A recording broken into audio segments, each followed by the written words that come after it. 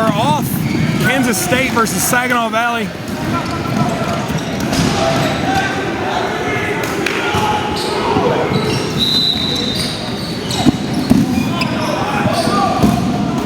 Spencer Jardine rattling one in between the legs of another player. First of many, my friend. First of many. Let me get my rosters lined up here real quick, and I will be right with you.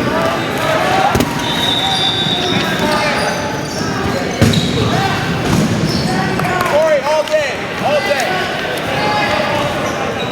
There it is. K-State, Saginaw Valley.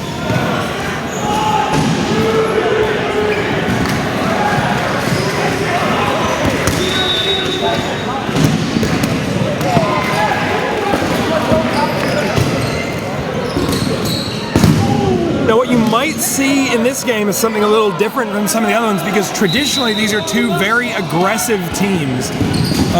The downfall of K-State is going to be that they haven't developed, I guess, they haven't really developed enough team cohesion to have really good group throws. So what you'll see is a lot of individual throws from K-State, like coming up right here, individual throw, and then a massive counterattack from Saginaw Valley that will claim, looks like, at least two people. K-State is going to have, oh, and a catch as well for Saginaw Valley. K-State is going to have to adjust their play style. You cannot play such a forward, aggressive game against Saginaw Valley. The same thing applies to Grand Valley. You cannot play an aggressive game against them. You've got to stay back. You've got to wait. You've got to use your group throws, and you have to be ready to get back. Watch this. Just an amazing ability, amazing accuracy, amazing group throws. The raw talent that Saginaw Valley has is amazing. K-State is going to have to make some big changes to their playing style here in the next game or two, or they don't stand a chance this round.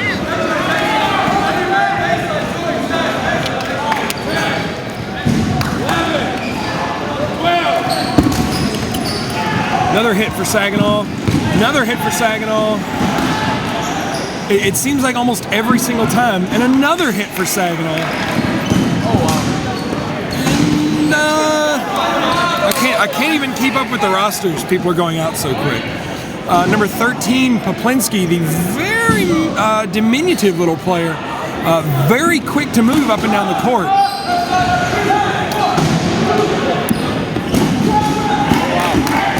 And the other problem is I can't tell who Saginaw Valley is taking out simply because they group throw. I can't tell which ball comes from who. We almost need to color code the balls, I guess. Just about 3 minutes that first round took. Let's see if Kansas State has adjusted their play style at all. If they want to have any chance of even holding out against Saginaw Valley, they're going to have to go on the defensive. They're going to have to work on their group throws. They're going to have to work on some group blocking, because Saginaw Valley will just completely annihilate any unprotected players. Poplinski stepping forward, making some really good blocks. Oh, I don't have numbers for SVSU. That's a drag. I'll have a pen, or I could ask someone to do it. Nope. Got a pencil, but it's stuck in this grapefruit. Oh well. Ooh, gotta hurry up and get off the court. You're gonna catch two of them in a row. Again, Saginaw Valley just not letting up. They will not stop this entire game. That's 10. See, quick block, quick counterattack, one person or one K-State taken out, another throw from K-State, big throw from Brettridger. Yep, Josh Brettridger.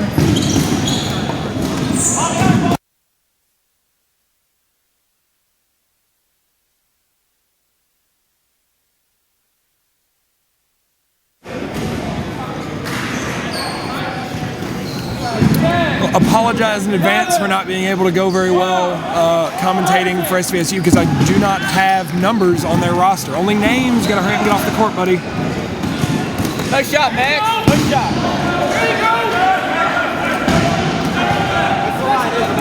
Shoot! Spencer Jardine refusing to watch his language. Say it to the grapefruit. Hey.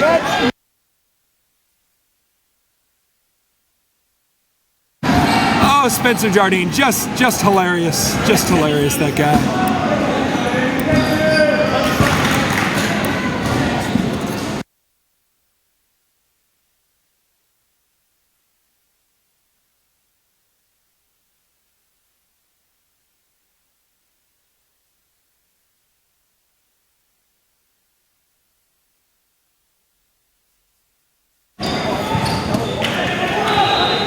Spencer Jardine. What do you want me to get?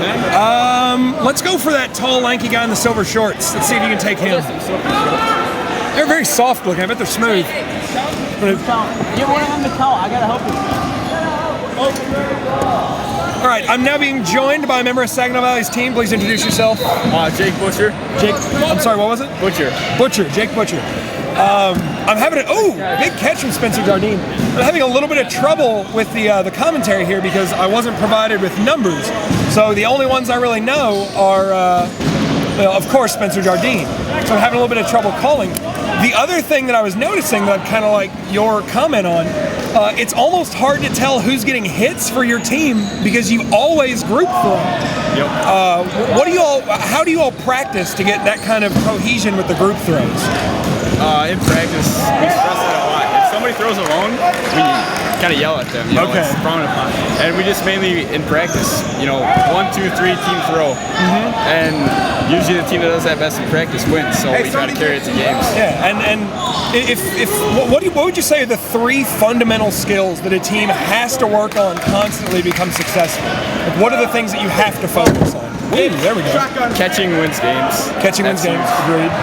Like in practice, we say even if it looks like it's uncatchable, go for it anyways.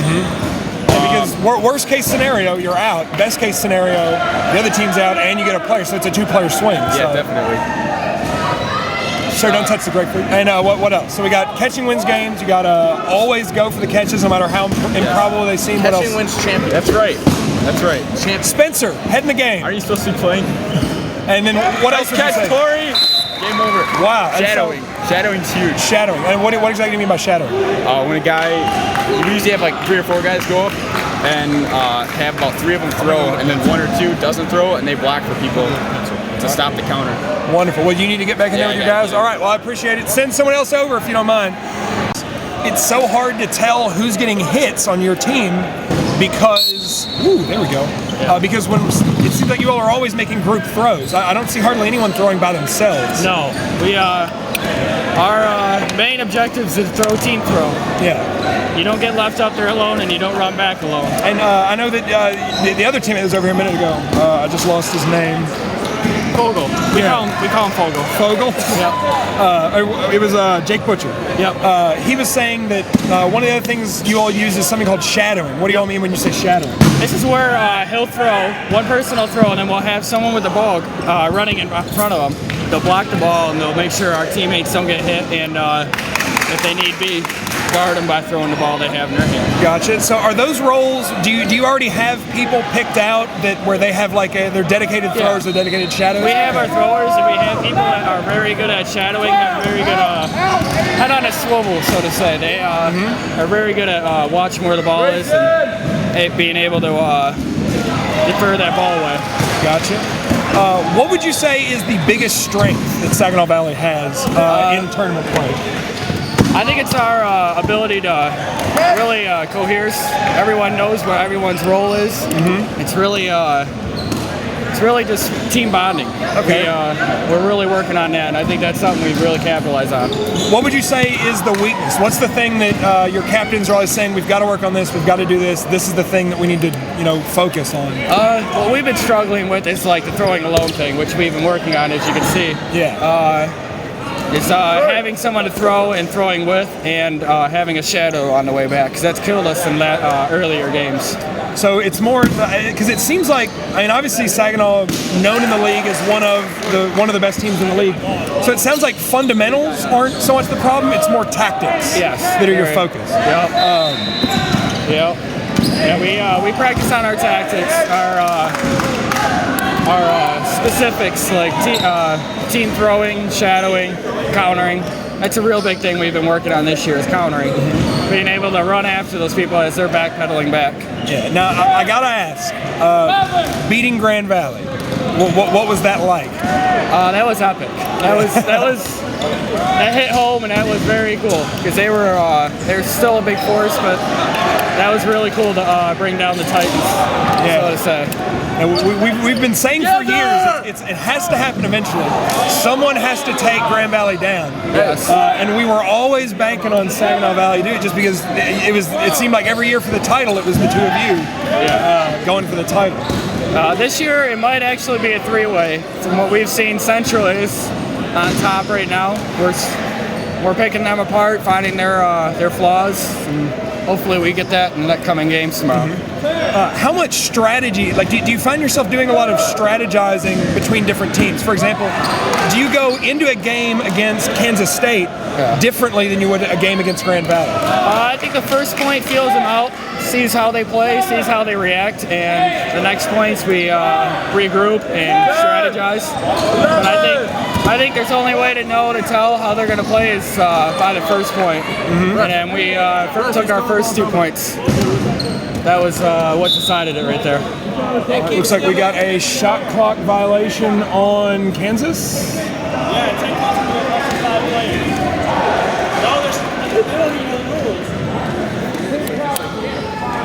I think this is their first year. They're a little struggling with their. The biggest problem here, I think, is it's not like football where it's the normal rules. Yeah. This is kind of one of those deals where if you don't sit down and crunch through the rule book, it's hard to do. And the biggest problem is it seems like every school has some small differences they play with. I know one of the ones that we saw at the national tournament last year that I'd never seen before, everyone knows the ball clearing rule. After the break, you have to clear the ball on the baseline. There was another school that was insistent that the other option you had was to run up, get a ball, stand in the midline for 10 seconds, and then you could throw. So their team would run up, grab balls, and just stand in the middle, and no one really knew what to do against it. Come to find out, that's not a rule at all. It doesn't work that way. But it's just proof that everyone kind of has their own little changes. It takes where you're from and what you grew up with. And it kind of varies a little bit with the rule book, and you really have to practice and do it in repetition. Agreed. If you had to, I know that we just had the All-Star game earlier. Who are the players that SVU just, oh my gosh. He's one of our premier catchers. Yeah, wow, doing the splits and catching. You wouldn't expect that from a big guy like Jardine. No. Well, I'm sure you have to jump back in with your team. Pleasure talking to you. If you wouldn't mind sending someone else over when you get a chance, that'd be great. Yeah, and I know kind of what we were discussing a little bit of is some of the tactics that you all utilize so successfully. One of the things I just can't get over watching this match, I was trying to determine who was getting kills early on, but I've noticed it's impossible to do because of these. I was waiting for the ready, and then you're going to drop your hand, so I didn't know when to go. Because of the amazing group throws that Saginaw Valley is able to make. I can't keep track of who's getting kills because there's 5 or 6 balls coming out. What do you all do to make sure that you're consistent with those group throws? Well, you just got to find your release point that's good for you, and make sure you're throwing as a team. And just make sure after that, it's just common sense. Yeah. So, if you had to pick the championship game this year, I would assume you're in it. Who ideally would you like to face in the championship game? Who do you think would make a good final championship game? Oh, Grand Valley for sure. We want to knock off the. What is this? Why is this like this? We want to defend the 3-time national champs. I just want to point out the camera can't pick this up. Recording right now? Yes, it is. I have a grapefruit with a pencil stuck in it as my microphone stand, and for some reason that's just blowing people's minds. That's an excellent setup. I have to say myself. Thank you. Commentary from Miles Shepard. Yep, there we go. Miles Shepard, 0-0. So, kind of what I'm looking into, I'm trying to get a feel for when teams go into matches, how do you decide how you're going to play the game? For example, did you go into this game against Kansas State the same way that you would go into a game against Grand Valley? Well, truthfully, no. I mean, Kansas State, this is their second game of their in the last 5 years, probably. So we knew coming in we were going to be able to do what we're doing to them. So we played the first few points hard, and now we're just trying to, take care of our arms and make sure we're saving something left for our next couple games, and especially tomorrow. So when you go up against Grand Valley, Grand Valley has a very, at least what I noticed in Nationals last year, they have a very set, very established form of defense where they kind of split the field into two sides. How do you combat a team like Grand Valley that has a really well-set defensive strategy, but it is also such an offensive powerhouse? Yeah, well, strategically, like you say, Grand Valley's, nobody's better than Grand Valley, but you just got to make sure you're on your counters. Like when they throw, you just got to counter-attack them and hope you catch somebody that hasn't gotten back, but you just got to stick to your game plan and pick them up where they make mistakes. Yeah. I'd asked earlier who are the people that Saginaw Valley just cannot afford to lose in a game. For example, let's say if you were to get into the championship game against Grand Valley, who are the players that you just have to make sure stay in the game? Well, I'd say Jordan Elliott, number 11 for sure. Number 33, Josh Brett Traeger for sure. Jason Stein's probably the best catcher in the league. I don't know how he didn't make the All-Star team, but I think. And then on top of that, we just have a deep team. So I mean, so even if those people do get out, like we're all confident that we're good dodgeball players too. What's the one thing that you think Saginaw Valley needs to work on? What are the things at practices that you all are always drilling each other on and trying to improve? Well, probably playing as a team. Like when the games that we're playing as a team, we're beating teams like Grand Valley and Michigan State. But when we play our own game and throw alone and don't counter like we should, we've lost to those teams. So if we can get rid of our bad habits, like we should be able to beat anybody. 10, 11, 12, 13.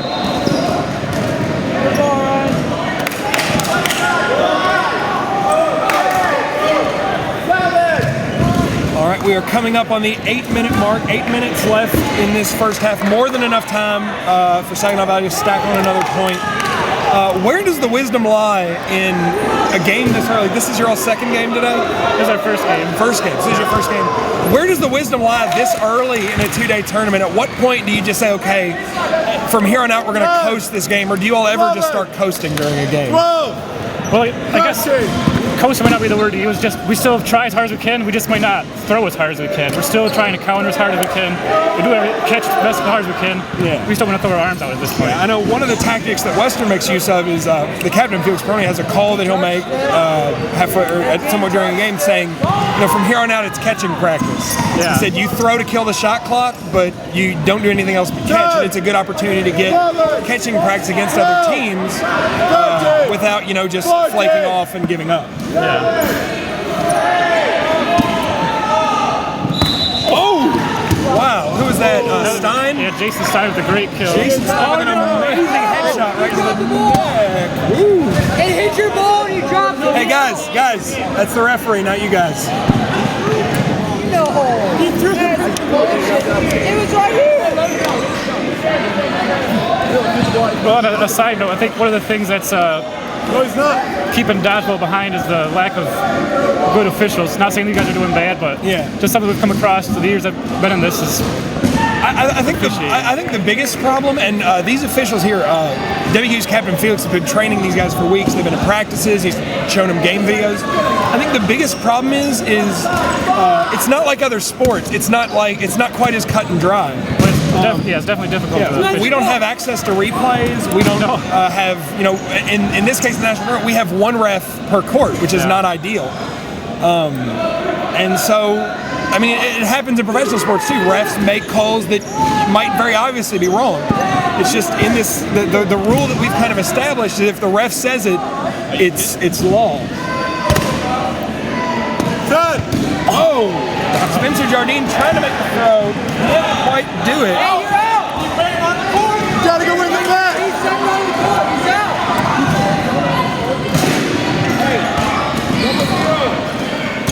He's out.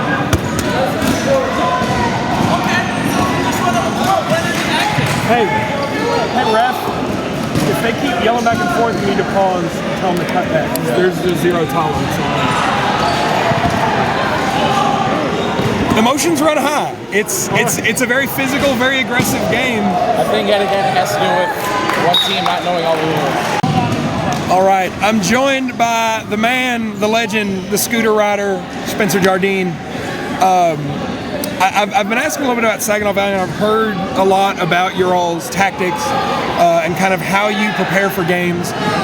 With you having been one of the veterans of the team, I kind of want to hear from you and ask the other people, what is the thing that you think Saginaw Valley needs to work on the most? What's the one weakness that SV has? Without a doubt, there's no way we're going to win unless we catch.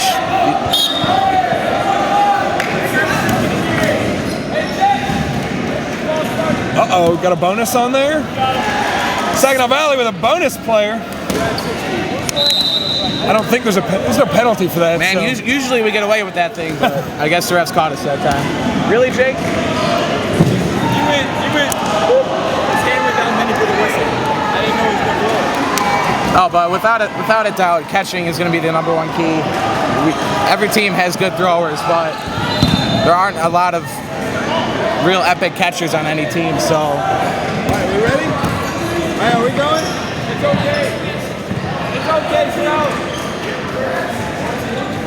Does he know that they took him out because y'all had? I have no idea. I'm sorry, we go to a Division II school, so our IQs aren't up as. I didn't think I'd ever heard of Saginaw Valley on ESPN, and we've been on ESPN, and we are terrible here at Western. I'm so confused. What? Me too. All right. So, I think we had a false start there. I think you all had 16 players in, but I honestly don't know. You all had 16 players in.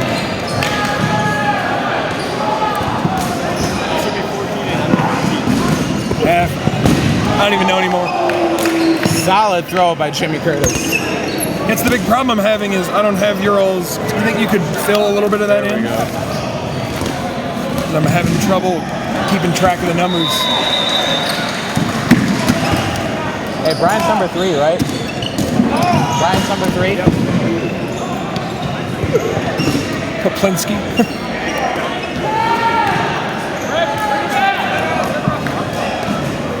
All right, it looks like y'all are taking a little bit more of a defensive, or not quite as aggressive as before. Without a doubt. We're at least trying to save our arms for the next game. Yeah, this is y'all's first game today? Yeah. Right. Because I believe everyone's looking at 3 or 4 games today at least. 3 at least. 3 at least. And you still got tomorrow to worry about? Right now, while we're trying to work on this. Oh my gosh, around the back. Mike Salieri with a ridiculous peekaboo throw. No, but without a doubt, we're definitely working on our catching right now. Admittedly, these guys don't really have the best of arms in the league, so it's a good team to work on catching. Just go after whatever comes near you. Mm-hmm. Try and make some ridiculous catches for the crowd. Who's your all's next match? We take on Bowling Green next, the Falcons.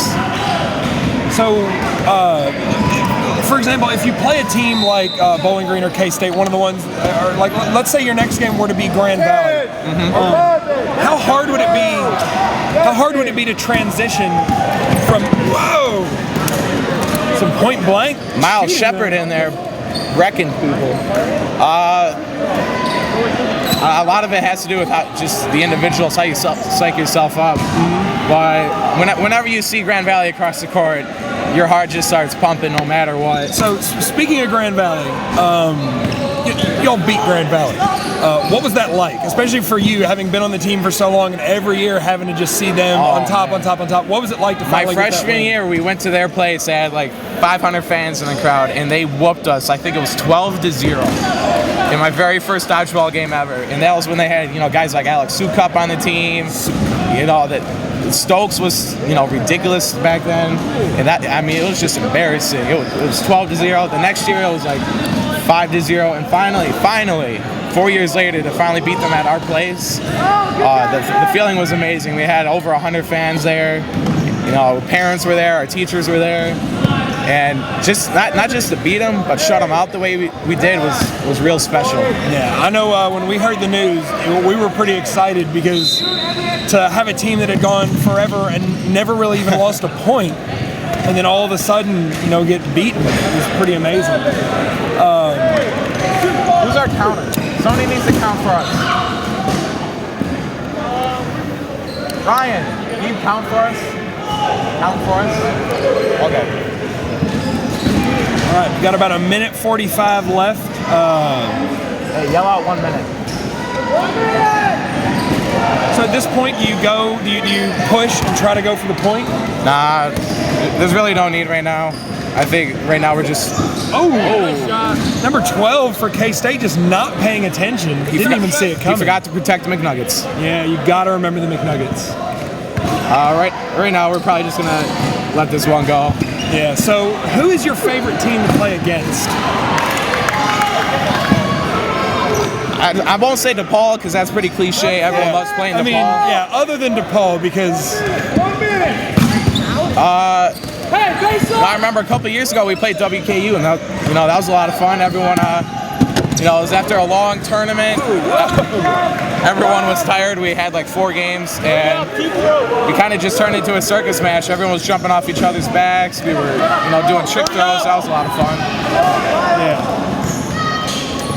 Oh, there we go. And Miles Shepard gets the kill. We'll just cancel that off. It's only 30 seconds. All right, and that puts us at halftime for the game SVSU against K-State. We'll take a few minutes, and we'll be back for the second half. Thank you very much, Spencer. Should we be playing 13 teams since they only have 13? You don't have to. All right. Oh, we got a couple people down. Everyone's okay, though. Great. All right, and in a situation like that, as long as there's no slide tackles, as long as there's no aggressive physical contact, and as long as no one wants to try to call a foul with the ref, you just kind of stand up, dust it off, and you're back to work. All right.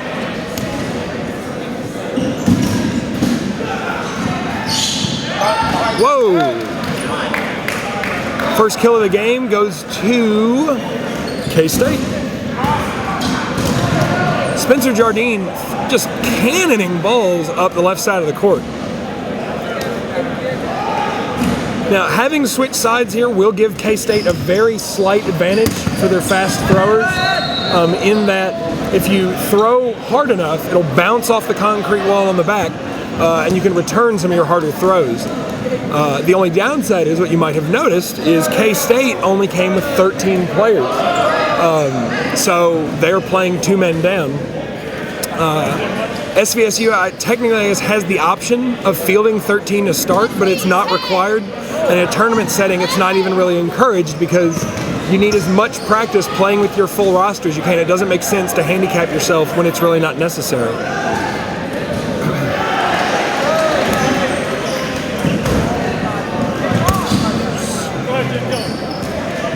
Number 7, Ben Murphy running up, making some good throws on the left-hand side, accompanied by Spencer Jardine.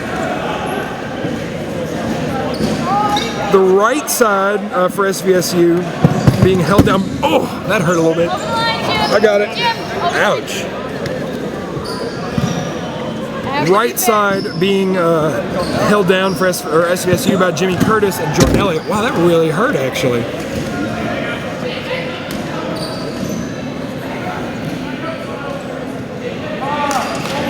So far today, we're pretty high up on the old injury scale. Good catch by SVSU. That is number 10, Kyle Foster, making a really good catch. Moving up the right-hand side, going for a throw, it looks like. Nope, a fake. And he saved me and made another catch. Kyle Foster, 2 back-to-back catches going up, making the throw, not getting the hit, but still 2 catches in a row, with another catch made, didn't see by whom. That brings, it looks like, almost the entire SVSU lineup back in, with the exception of Ben Murphy. K-State, at this point in the game, the frustration really starts to set in. They're going to start disputing calls. You see a lot of, apparently, Saginaw Valley players tripping and falling for no reason on the backcourt. You've got to really be careful as a captain or as an alternate. Once your team starts to get down, you've really got to watch out for people getting frustrated, people getting angry. We've been really lucky so far, haven't had any fights or any real major aggression, but it is always a concern. As I was saying, so far today we haven't had, oh goodness gracious, another big hit for Spencer Jardine. And a final catch to finish it off by Tori Poplinski, number 13. Really solid round for SVSU. They're focusing a lot on their catching. I think at this point, K-State's just going to kind of ride this one out. They have another game immediately after this one, so it doesn't make a lot of sense for them to wear themselves out when they're already pretty far behind in this game. As soon as both teams are set and ready, we will be off. Off we go. Ooh, a little bit of contact there at the center line. No elbows, no shoulders, but there were definitely some bumping, a little bit of bumping together there at the midline. The important thing at this juncture, as far as from the referee and from the captains, is just to keep your team focused on the game and keep them focused. It's grounded. Keep them focused on the game and keep the aggression in check.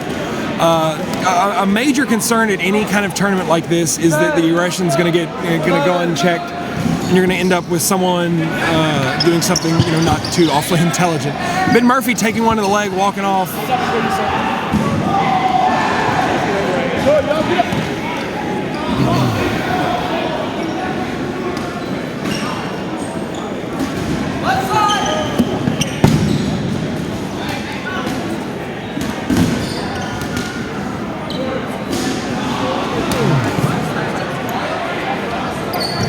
Ooh, and a big back and forth between the two teams right there. Didn't look like much came of it, though. Ooh, a spinning backhand for SVSU.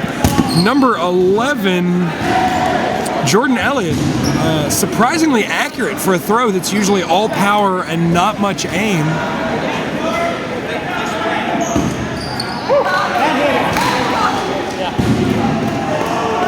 Poplinski taking the knee, looking to the ref calling him out, and walking out without really any argument.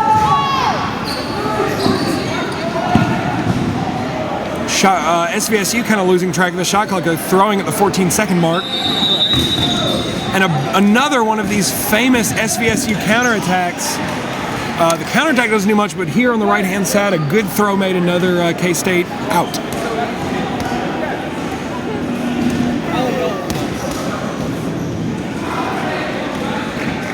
K-State looking mostly just kind of tired, looking like they're ready for this to be over, actually. It's really got to be aggravating in this bracketing system when a team like K-State that doesn't have access to a lot of other teams to play, hasn't really played a whole lot of games, gets put up against one of, if not the best team in the league for their first game of the day. A good solid hit on a SAG player followed by a failed bobbled catch attempt.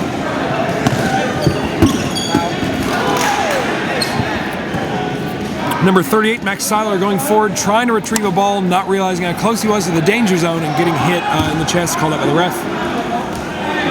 Good block by number 1. Number 1. I don't have him on my list, unfortunately. Looks like Ben Stein? No, not Ben Stein. Stein. Yeah, he's not on here. Sorry.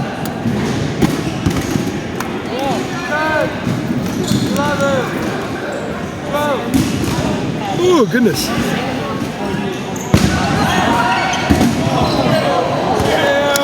Wow. Into the crowd.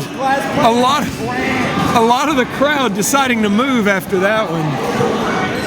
Wow-wee. You gotta let go of the ball. You can't just tap him. You gotta let go of the ball. Oh, okay. Woo, and a cross-court throw and an immediate catch. Jordan Elliott, number 11, with a back-to-back killing catch. That is a 3-player swing in SVSU's favor. Definitely seeing some of the... Whoa! No one is safe on the sideline.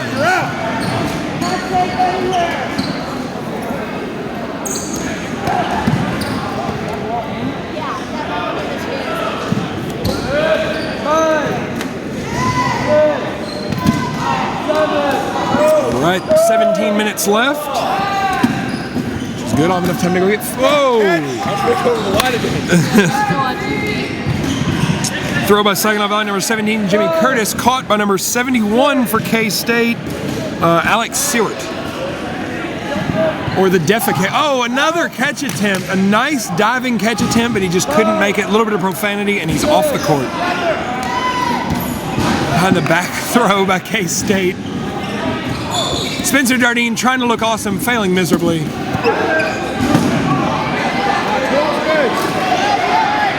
Good call. 12 is not that.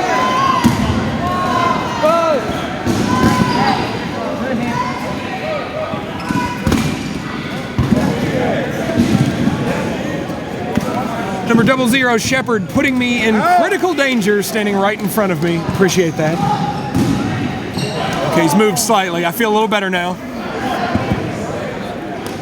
right, SVSU staying up on the line, not looking like they're wanting to fall back. You got shot. Okay, she got shot. Yeah, I got it right there. All right. Regular clock. All right, perfect.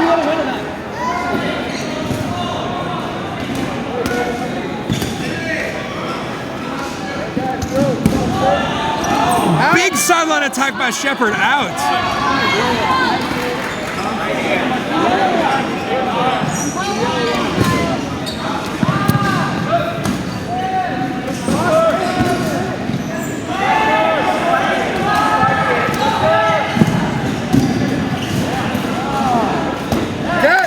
Solier makes a throw, number 24 of SVSU, caught by, looks like 00. Don't have their number either, sorry.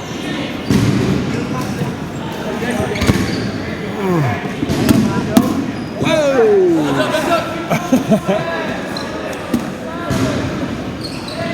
Spencer Jardine still in the game. Of course.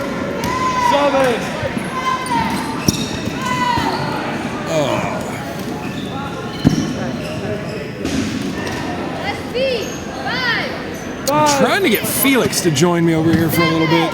We'll see if after this, well, I don't know.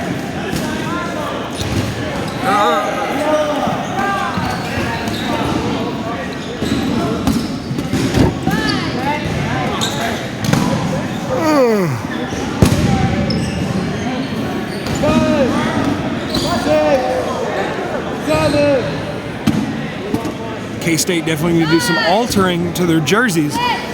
Their numbers are just in white tape, so it's very easy for them to come off. Spencer Jardine sneaking up the right-hand side, going for the sideline kill. Instead, just demolishes someone in the... I wanted that. It just came at me. It was coming right at me.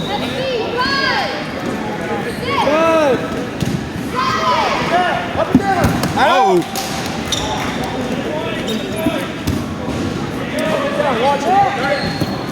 Oh, back-to-back massive throws by Spencer Jardine. He's going to have to be very careful with his arm if he expects it to last for the end of the day, or for the rest of the day, and again in tomorrow.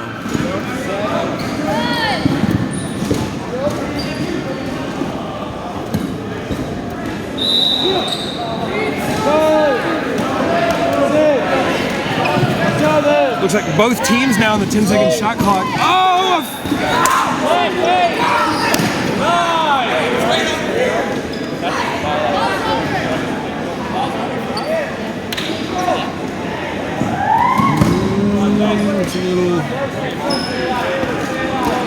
Bad blood definitely starting to show through. Both teams getting very frustrated. I got it.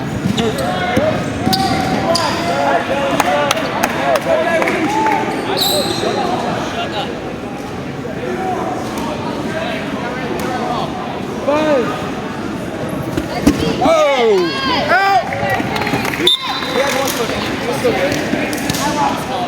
And here we go. Starting.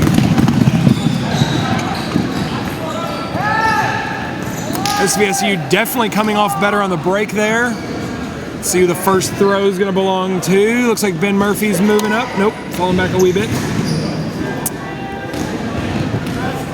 I'm watching it. Watching what? Oh, pump fake by Shepard. Ben Murphy with a throw. Oh, narrowly avoids taking his head off. Misdirection by 31, I don't know his name, but How's it going, Felix? It's going. It's going. Going? Yeah. Up for another day. Feel like it's going pretty smoothly thus far. So I've been doing other things. How do these two teams seem to be doing today? Saginaw Valley, obviously the powerhouse here. K-State hasn't had a lot of experience. The one thing I have noticed with K-State is they've done a lot better adjusting their tactics. They started out way too aggressive against Saginaw. That's what when I had talked to Table imposes on the catch. it's okay, you probably want to call Your face imposes on my ability to live. Get off my court. Yeah, this is all I could come up with. But Sag's kind of taking it. It's 7-0 right now. Sag's kind of slowing down a little bit, saving their arms. They've got their long break after this. Wow, step to your left. So, peekaboo. It doesn't work if you say peekaboo. Yeah, it does. That's the whole point. Yeah, from what I heard, the guys at Kansas State, they played really aggressively. That's what Mitch, their captain, was telling me. They played really aggressively.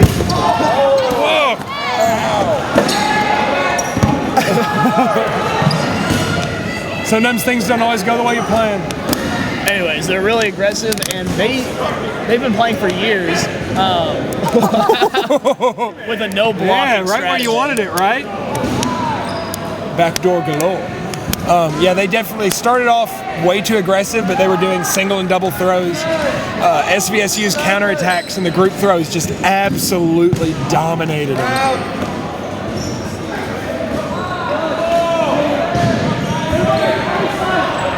Oh, but I need a nap tonight. Woo. And it kind of sucks too. Like, I hated doing that to Kansas. This is their very first game, other than that game against Nebraska.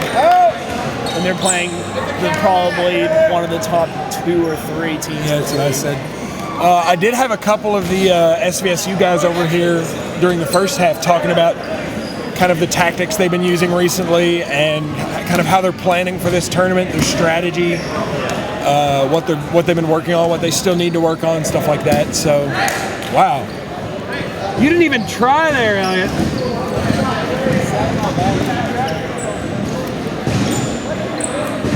Yeah, I think SVSU is kind of in catch practice mode, except for Spencer Jardine because he doesn't stop. He doesn't. Oh, real subtle there. I'm gonna mute the mic real quick. Unmuted.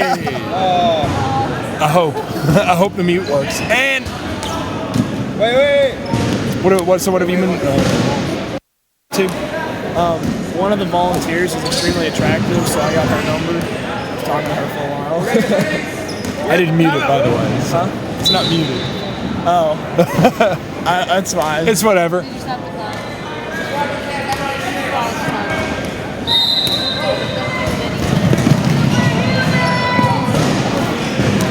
And the day is saved. So it wasn't muted? 8 minutes left. You up? That wasn't muted? Well, that's fine. I mean, it's not like it was anything inappropriate. She's cute, so I don't know. why not? Are there? I'm ready. Are there any other commentaries going on anywhere? Yeah. Michael McCarthy and Zach Brown are doing 3. Zach who? Zach Brown of UK. I thought you said Zach Byrne. I was like, that's a terrible idea. What? All right, Saginaw Valley very quickly deciding that was a bad idea.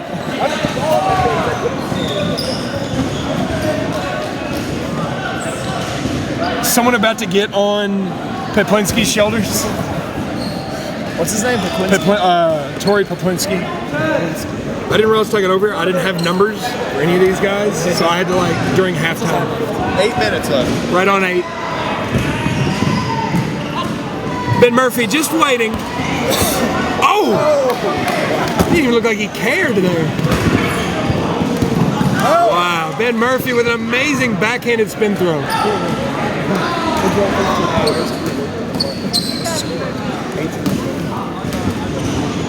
Or 7. What is this? 7. I'm calling this next game with you. Western Kansas State. be good. That'll give me time to go get food. What happened? I would, Have you been hearing any feedback from teams or anything on how things are going? I figure no news is good news. Northwestern said you couldn't have given us an easier opponent than like Grand Valley their first game. Yeah. I was like, I'm so sorry. So bad. Yeah. The guy that was over doing commentary with me earlier was really, I mean, he was really into it. All right, see ya. Did you manage to get some food? Yeah, my parents are bringing me stuff today. Have you looked over in, oh yeah, I forgot to mention any of the other ones. The skills, whoa! The skills challenge, something we've talked about doing at previous tournaments, is actually, it looks like it's going pretty well. I've constantly seen players in there throwing. Last I checked, the fastest throw, because it looks like they get a couple of practices, and then when you say, okay, I'm ready to go, you get 2 consecutive throws, those are your counters. 2 consecutive 66-mile-an-hour throws. Looked like it was from someone from, I don't know, Wisconsin maybe? I don't know, I didn't look. Why not Wisconsin? Western Illinois, it's WIU, there we go. Andrew Deirdrick, number 41 for Western Illinois, he's got a cannon. It is ridiculous. Well, I noticed there's, right now, obviously the camera can't see, but there's a pretty big crowd. Oh, thank you so much. Sorry, it didn't sound manly at all. Kyle Foster saving my life again, like the 4th time he's caught one that was heading straight for me. We got 5 minutes left. We're gonna call it after this point. When this point ends, try to move it along. I was kind of commenting earlier, so far we've been pretty fortunate on injuries. We've had a couple of split finger cuticles. A broken leg. Well, I mean, it's always going to happen. Oh, you all right? All right. He's all set. Get away from my table. God. What's wrong with you? I know. You've been talking me up. I like it. Well, I like having someone in front of me to keep my face from getting crushed, because this is all I got, Spencer Jardine. Maybe if it hit you, it'd fix it. Whoa! This is the one with the ugly glasses. Is that it? Game. And that, ladies and gentlemen, is the game. SVSU victorious over K-State. K-State on the first big game. For being the official. Yes, Drew Winters, thank you. What are we finishing at? 8? 8-0. So that is it. K-State moving on, playing Western here in about 45 minutes to an hour. Yeah, about 30 minutes actually.